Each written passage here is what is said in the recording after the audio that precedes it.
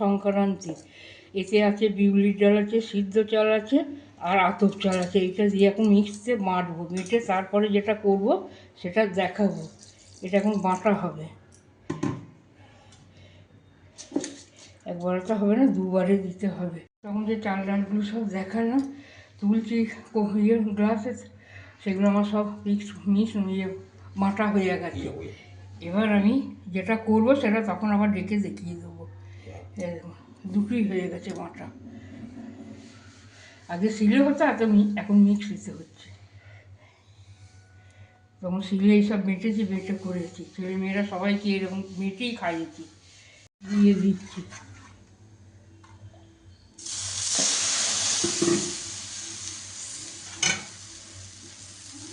তা তাল পাতা করে দেয়, আমাদের তো তাল পাতা এখানে নেই, এই জন্য আমি চামচ করে ঘুরিয়ে দিচ্ছি।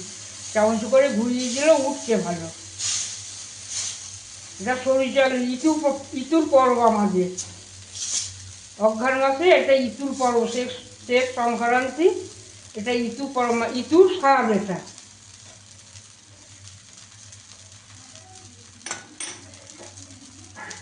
এখন হতে থাকবে, সময় নেবে একটু।